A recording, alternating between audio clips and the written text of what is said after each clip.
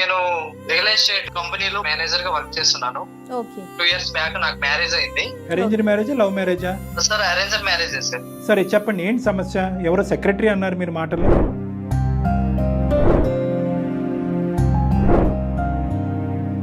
ఇతను ఎవరు అసలు? ఈ అబ్బాయి ఎవరు? స్కూల్ ఫ్రెండ్స్ గ్రూప్ లో ఉన్నాడు సార్. మీ ఆయన ఇంట్లో ఉన్నాడా, ఎప్పుడు వస్తాడా అని చెప్పి అడుగుతాడు సార్. ఓయ్ అవునా? డబ్బులు ఎప్పుడు ఇస్తావా అని చెప్పేసి అడుగుతా ఉంటాడు సార్ మా వైఫ్ ని. డబ్బుల వరకు వచ్చిందా? నేను ఇంకేం చెప్పుకోలేను సార్ ఇంతకు మించి. మీ వైఫ్ కి ఒకసారి కనెక్ట్ చేస్తారా మరి? డాక్టర్ గారు మాట్లాడతారు. నేను కలిపితే ఆమె మాట్లాడదు మేడం, మీరే ఒకసారి మాట్లాడండి మేడం.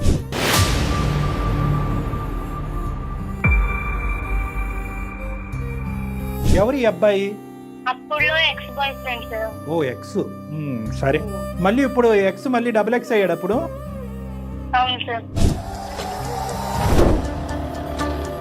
నా మీద డౌట్ ఉంటే మీ పేరెంట్స్ కానీ ఎవరికైనా చెప్పాలి కానీ మళ్ళీ అతను చెప్తావా? వాళ్ళతో చెప్పుకోలేక అంతా చెప్పుకున్నాను. కదమ్మా, చెప్పుకున్నా అంతవరకు ఓకేనమ్మా. మీ ఇంటికి రానా, మీ ఇంట్లో మీ ఆయన ఉన్నాడా, నాకు ఇంత డబ్బులు కావాలి, ఇవన్నీ ఎందుకమ్మా? వాడు అడ్వాన్స్ తీసుకున్నారు సార్. ఏం అడ్వాంటేజ్ తీసుకున్నాడు చెప్పు.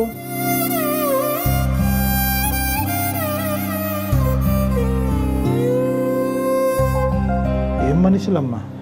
అతనితో మాట్లాడదాము, అతని పరిధులు ఏంటన్నది అతను అర్థమయ్యేటటువంటి విధంగా అతనికి చెప్దాము. దానికి మించి ఆ గీతలు దాటుకుని ముందుకు వస్తే కనుక అతని తాట ఎలా తీయాలో మాకు బాగా తెలుసు.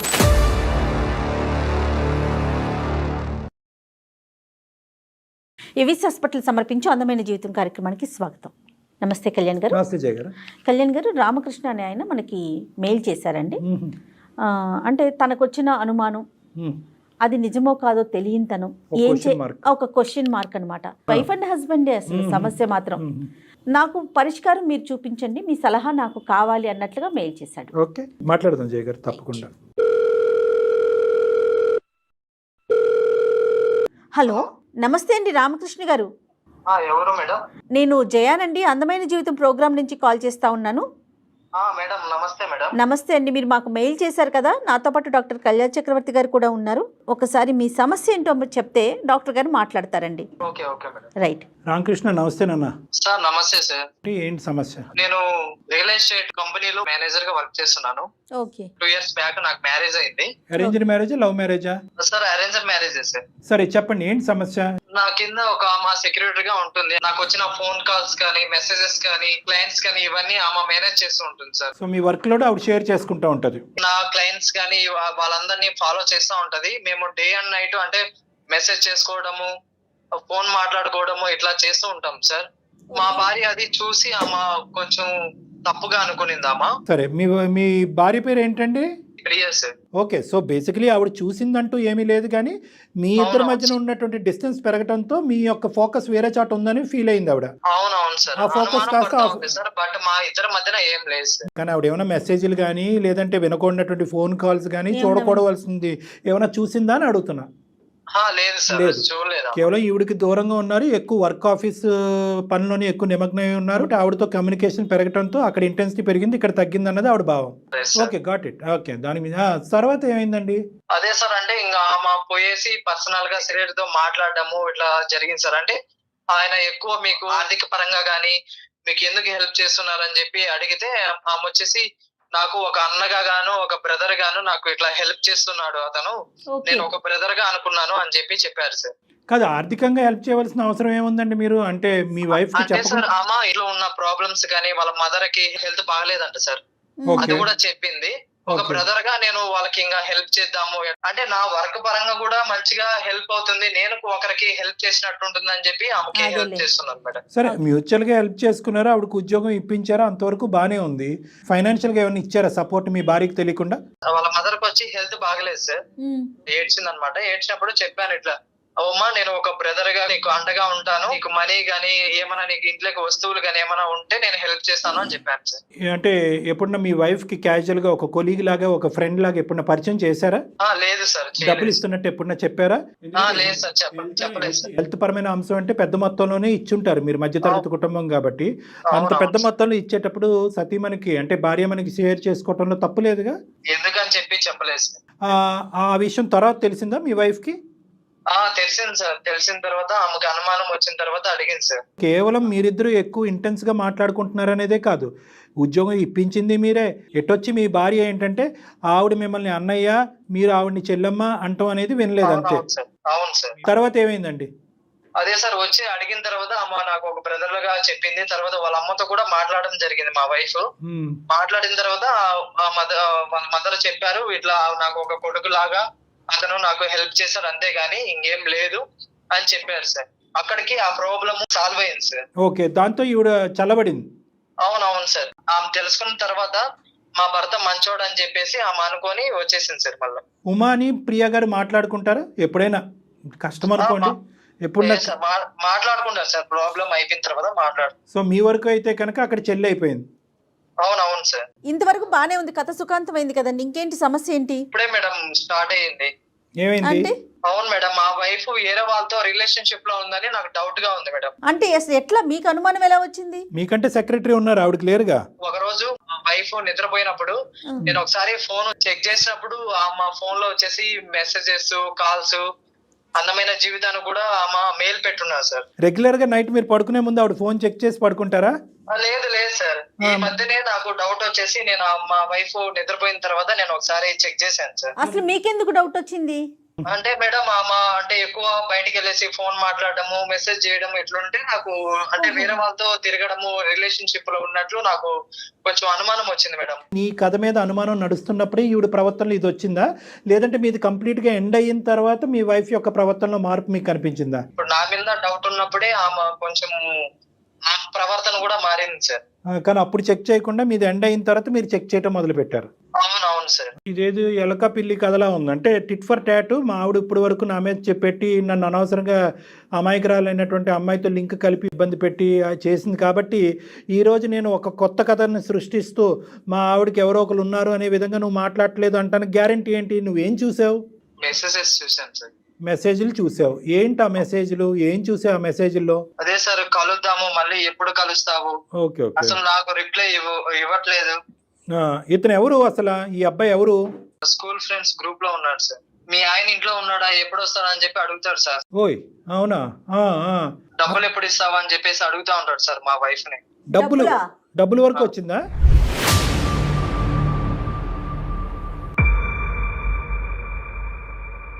కానీ ఈ చుక్కలన్నీ కలిపితే కనుక ఖచ్చితంగా మీ ఆవిడ మీద మీకైతే అనుమానమా, లేదంటే బలంగా అనిపిస్తుందా ఆవిడకి ఏదో సంబంధం ఉందని? అదే సార్, డబ్బులు ఎప్పుడు ఇస్తావు, లేకపోతే మీ ఆయనకి చెప్పేనా అని చెప్పేసి మెసేజ్ చేస్తా ఉంటాడు సార్. ఏంటి మెసేజెస్ వస్తున్నాయి, నేను చూసాను, ఎవరతను అని అట్లా ఏమన్నా అడిగారా అమ్మాయిని? అడిగాను మేడం, ఒకసారి అడిగాను. ఫ్రెండ్ అని చెప్పింది. అడిగిన తర్వాత బ్లాక్ లిస్ట్ లో పెట్టేసింది సార్. మళ్ళీ బ్లాక్ లో పెట్టిన తర్వాత మళ్ళీ కొత్త నెంబర్ నుంచి మళ్ళీ మెసేజెస్, ఫోన్స్ అవి వస్తా ఉన్నాయి సార్. Same person? అవును సార్. మరి సెకండ్ టైం ఎందుకు వీడు వస్తున్నాడు, ఎందుకు ఇలా వెంట పడుతున్నాడు అని అడిగావు మరి మీ భార్యని? అడిగాను సార్. అడిగినా గానీ మళ్ళీ ఫ్రెండే అని చెప్తా ఉంది సార్. ఇప్పుడు నీదే చాలా ఇంటెన్స్ గా ఫీల్ అయినటువంటి నీ భార్య ఈ రాంగ్ రూట్ లోకి ఎందుకు వెళ్తుంది అనేది మాకున్న అనుమానం. అది మళ్ళీ అడుగుతా ఉంటే ఏడుస్తా ఉంది సార్ అమ్మ. ఏడుస్తుంది? Okay okay. అందమైన జీవితానికి ఆవిడ ఈమెయిల్ పంపించిందా? అదే సార్, నాకు సెక్రటరీకి ఏదో సంబంధం ఉందని చెప్పేసి మీకు మెయిల్ చేసింది సార్. సో మీరు అది చూసి మరి మీరెందుకు మాకు ఈమెయిల్ పంపించారు? అవును సార్, అంటే అమ్మాయి పంపించింది కదా, మిమ్మల్ని నమ్మింది కాబట్టి. ఎవరినైతే కనుక అమ్మాయి బలంగా నమ్మి నీ మీద ఒక కంప్లైంట్ పెట్టి నిన్ను బాగు చేయమంటానికి మాకు ఈమెయిల్ పంపించిందో మా ద్వారానే కనుక్కుంటే కనుక నిజాలు ఇంకా పకడ్బందీగా బయటకు వస్తాయనేది మీ ఉద్దేశం. అవునవును సార్. మరి ఎవరు అనుకుంటున్నారు మీరు? మీ అనుమానం ఏంటి? ఇల్లీగల్ అయి ఉండొచ్చు సార్. లీగల్ అయినా లీగల్ అయినా నేను అనేది ఏంటంటే సోర్స్ ఎక్కడా అని అడుగుతున్నా. ఎక్కడి నుంచి మొదలయ్యడం మహానుభావుడు అని అడుగుతున్నా.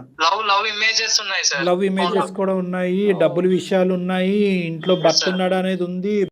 నేను ఇంకేం చెప్పుకోలేను సార్ ఇంతకు మించి. నువ్వు ఒక్కసారి అమ్మాయిని కలుపుదాం మేడం, మరి ఒకసారి మాట్లాడదాం కదా కళ్యాణ్ గారు. ఇప్పుడు తను ఇంతకు ముందు అతని మీద అనుమానం, ఇప్పుడు అమ్మాయి మీద అనుమానం.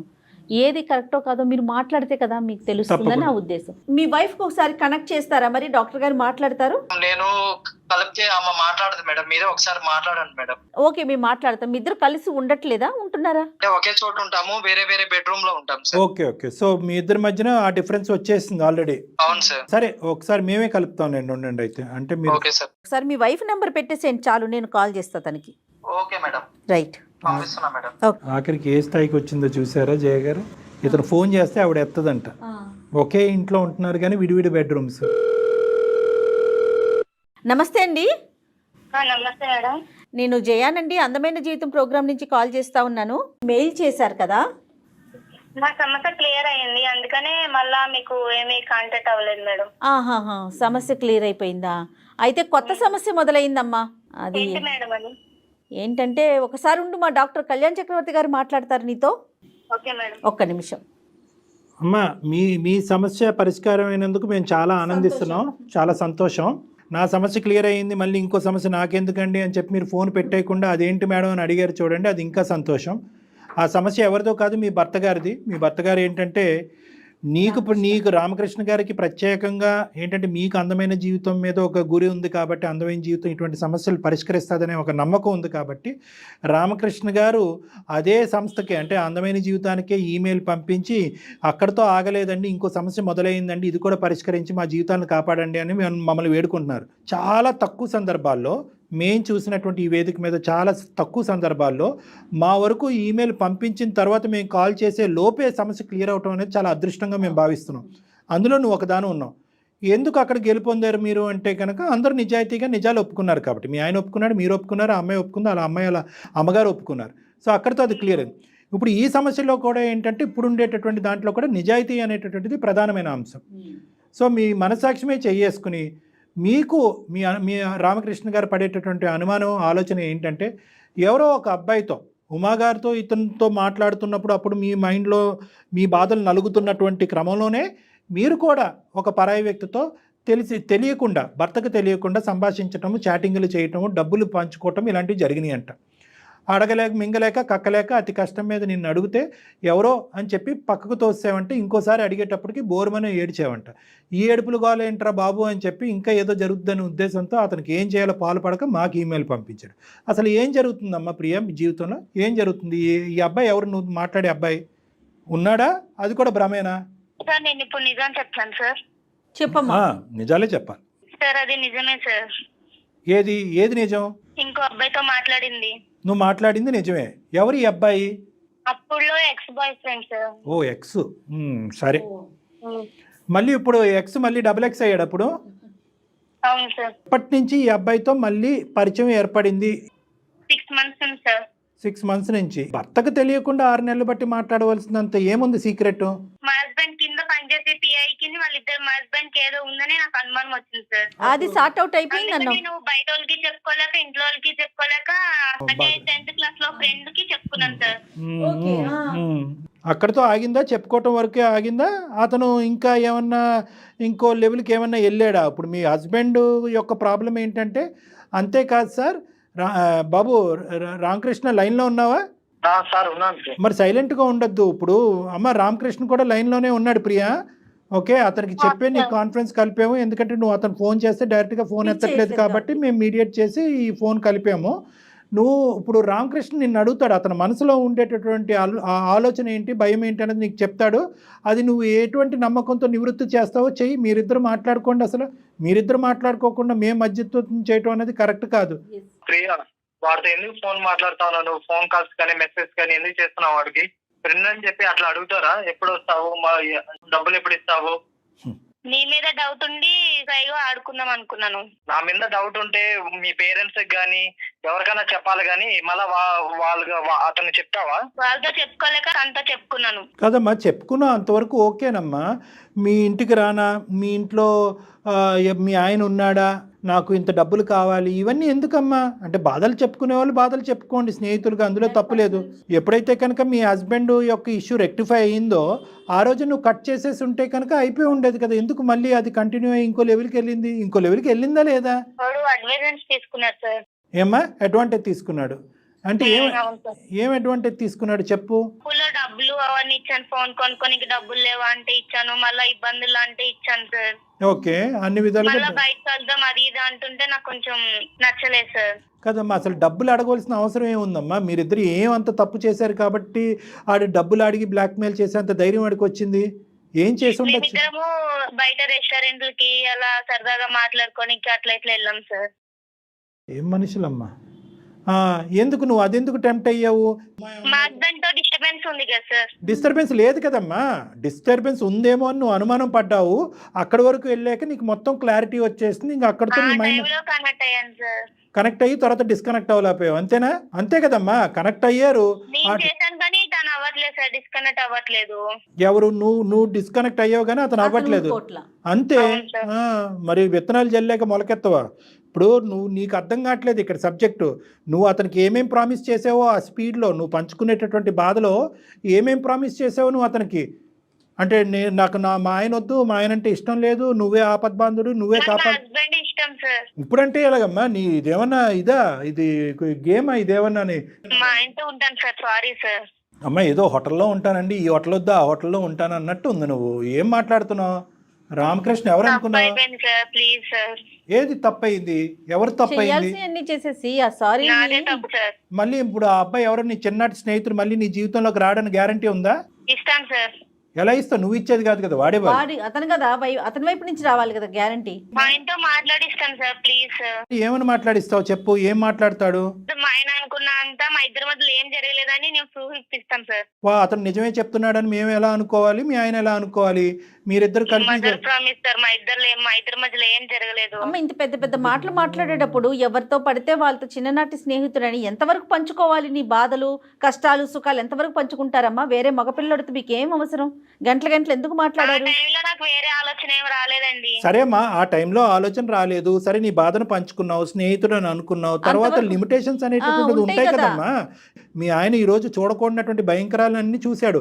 అప్పుడు జరిగింది ఏంటి? ఒక పిఏతో అఫీషియల్ సంబంధించినటువంటి సంభాషణ, కొద్దిగా వాళ్ళ అమ్మగారికి బాగాలేదు కాబట్టి కొద్దిపాటి ఆర్థిక సమయం, దాన్నే నువ్వు పెద్ద చిత్రం కింద ఊహించేసుకుని అల్లేసుకున్నావు. అక్కడ ఏమీ లేదు, ఓకే పంచుకున్నారు. తర్వాత ఆడు ఎప్పుడైతే బౌండరీ దాటుతున్నాడో, గేట్ దాటుతున్నాడో, అరే బాబు నువ్వు ఎక్కడైతే ఉండాలో అక్కడ ఉండు. ఆ మాత్రం తెలియదమ్మా మీలాంటి ఆడపిల్లలకి ఒక మగాడు వచ్చి ఏ స్థాయిలో అడ్వాంటేజ్ తీసుకుంటున్నాడు అనేది. నేను బ్లాక్ లో పెట్టినా సరే తన వేరే వాళ్ళు ఫోన్ తీసుకొని అంతే, ఇదంతే. కరెక్ట్, ఇలాంటి సంబంధాలు అలాగే ఉంటాయి. వన్ వే ట్రాఫిక్ అంతే ఇవి. నువ్వు ఒక్కసారి తలుపు తీస్తే వాడు ఆగడు, వాడు ఎడిక్ట్ అయిపోయాడు నీకు. చెప్పరు మీరు అడిగినప్పుడు సీదా చెప్పకుండా ఏడవటం అంటే మీ ఆయన ఎంత మంచాడో, ఎంత పెద్ద మనసు. చాలా లేటుగా తెలిసింది కదా రామకృష్ణ. ఈ అమ్మాయి ఇంతకు మించి చెప్పాలని అనుకోవట్లేదు, మేము తవ్వాలని అనుకోవట్లేదు. రామకృష్ణ మనసులో ఒకే ఒక క్వశ్చన్ ఉంది, మీరు ఎంత దూరం ప్రయాణం చేశారని ఏదో ఒక ప్రశ్న. అది రేపొద్దున ఈ ఫోన్ పెట్టేసాక అడిగితే నువ్వు సమాధానం చెప్పలేవు, అతను మనసు విప్పి అడగలేడు. సో నేనేంటంటే సభాముఖంగా నేను అడుగుతున్నాను, ఎంత దూరం జరిగింది మీ ప్రయాణం? టీ స్టాల్ రెస్టారెంట్ అంతే. దొరికితే దొంగలు, లేదంటే దొరలు. ఒక్కటే మెసేజ్లు ఉన్నాయి కాబట్టి అది ఒక్కటే ఒప్పుకుంటున్నావా? మరి రామకృష్ణ స్టార్టింగ్ లో పక్క ట్రాక్ లోకి వెళ్ళింది, కానీ వాడు మూర్ఖుడు. వాడు ఏంటంటే అడ్వాంటేజ్ తీసుకుందాం అనుకున్నాడు మీ ఇద్దరి మధ్యన ఉన్న డిఫరెన్స్ ని. ఇంకా నీ అదృష్టం కొద్ది ఏంటంటే అడ్వాంటేజ్ ఇంకా పై అడ్వాంటేజ్ వరకు వెళ్ళలేదు, కేవలం డబ్బులు, హోటళ్ళు, టీ స్టాల్ వరకే ఆగిపోయింది. అంతవరకైతే మనం నమ్మచ్చు. ఇప్పుడు ఈ అమ్మాయిని మళ్ళీ నీ జీవితంలోకి స్వీకరిస్తే కనుక మీరిద్దరు కలిపి ఆడు భర్త పట్టచ్చు. లెఫ్ట్ రైట్ కలిస్తేనే చప్పట్లు. నీదేంటంటే మీరేదో తప్పు చేశారో అని అనట్లేదు, కానీ ఒక మానసికపరమైనటువంటి డిస్టర్బెన్స్లో ఆ మూర్ఖుడితో ఈ అమ్మాయి కనెక్ట్ అయింది. స్నేహితుడు కదా, చిన్ననాటి స్నేహితుడు కదా అని చెప్పి.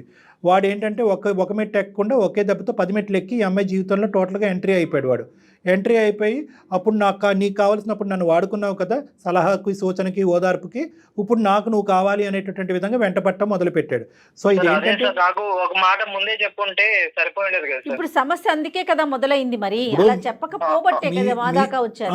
అది ఒకటి మేడం చెప్పింది, అదొకటి. ఇంకోటి ఏంటంటే కనుక ఎప్పుడైతే కనుక నివృత్తి అయిపోయి నీ సెక్రటరీతో ఉండేటటువంటి ఇష్యూ రిజాల్వ్ అయిపోయిందో అని అనుకున్నావో, అప్పటికే ఇష్యూ రిజాల్వ్ అయినా కూడా మానసిక పరమైనటువంటి డిస్టెన్స్ మీ ఇద్దరి మధ్యన పెరిగింది. ఫిజికల్ డిస్టెన్స్, మానసిక పరమైన డిస్టెన్స్ పెరిగింది. అర్థమైంది నాన్న? సో అది నీకు చెప్పటానికి ఉండేటటువంటి కంఫర్ట్ ఆ అమ్మాయిలో లేక అతనికి చెప్పుకుంది. ఎప్పుడైతే యూటర్న్ తిరిగి వెనక్కి రావాలి అని అనుకుందో, అమ్మో ఇంత చెప్తే ఇంత చెప్పేటటువంటి పరిస్థితి వస్తుందేమో, మొత్తానికే బ్లాక్ చేద్దామని చెప్పి బ్లాక్ చేయడం మొదలుపెట్టింది. వాడు వదులుతాడా? వాడు వదలలేదు. సో ఇక్కడ ఈ అమ్మాయికి అర్జెంటుగా కేవలం నీ ఓదార్పు ఒకటే కాకుండా నీ సపోర్ట్ కూడా కావాలి. రామకృష్ణ నాకు కూడా నమ్మకం ఉంది సార్. సంతోషం, కథ సుఖాంతం. ఇక్కడ నీకు ప్రధానంగా అర్థం అవ్వాల్సింది, మాకు చాలా బాగా అర్థమైంది ఏంటంటే, మొదటి అంశంలో ఎప్పుడైతే నీ సెక్రటరీ గురించి ఈ అమ్మాయి చాలా నేరో మైండెడ్గా ఆలోచించిందో, రెండో అంశంలో అసలు తెలిసి తెలియకుండా తెలివి తక్కువగా ఆ అబ్బాయి యొక్క జీవితంలో దూరిపోయిందో, మీ ఆవిడ చాలా అమాయకురాలని అయితే మాకు అర్థమైంది. చాలా అంటే చాలా ఇన్నోసెంట్ ఈ అమ్మాయి. ఇద్దరేనండి, ఇద్దరికి ప్రేమలు ఎక్కువ, అట్లాగే అనుమానం కూడా ఎక్కువగా ఉంది. సారీ అండి. ఆ అమ్మాయి వేడుకుంటుంది. ప్రియ, అదే మన ఇద్దరి మధ్య జరిగింది ఏదో జరిగింది. ఇంకా మన ఇద్దరి మధ్య థర్డ్ పర్సన్ లేకుండా, ఏ సీక్రెట్స్ లేకుండా మనము లైఫ్ ని సాగిద్దాము. ప్రియా, సార్. తన ఆలోచన అయితే ఇప్పటి వరకు క్లియర్ అయినట్టే అనిపిస్తుంది.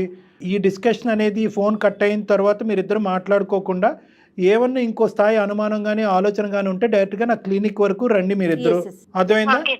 ఇద్దరు రండి. నాకు ఇంకొక విషయం గుర్తొచ్చింది కళ్యాణ్ గారు. ఇప్పుడు ఈ అమ్మాయికి పదే అతను బ్లాక్ చేసినా కూడా నెంబర్ కాల్ చేస్తా ఉన్నాడు వేరే నెంబర్ నుంచి. ఇప్పుడు అతనితో మేము మాట్లాడతాం, అతని నెంబర్ మాకు షేర్ చేయమ్మా ఒకసారి. అతనితో మాట్లాడదాము, అతని పరిధిలో ఏంటన్నది అతను అర్థమయ్యేటటువంటి విధంగా అతనికి చెప్దాము. దానికి మించి ఆ గీతలు దాటుకుని ముందుకు వస్తే కనుక అతని తాట ఎలా తీయాలో మాకు బాగా తెలుసు. అది బాగా చెప్పారు. ఓకే, అతను ఏదో నిన్ను ఇబ్బంది పెడుతున్నాడు కాబట్టి నేను ఫోన్ నెంబర్లు మార్చుకుంటూ అలా అంత భయపడుతూ ఉండక్కర్లేదు. తెలుసుకుని బయట పట్టడానికి ట్రై చేసాం. ఇక మీరిద్దరూ హ్యాపీగా ఎటువంటి అనుమానం ఆలోచన లేకుండా హ్యాపీగా ముందుకెళ్ళండి అమ్మా మీరిద్దరు. రామకృష్ణ చెప్పినట్లుగా ఇంకా మూడో వ్యక్తికి స్థానం కల్పించొద్దు, ఇద్దరూ కూడా. Okay madam. ఓకే రామకృష్ణ గారు, ఓకేనా? Okay madam. రైట్ రైట్ అండి, right. Okay, thank you thank you thank you madam. Thank you.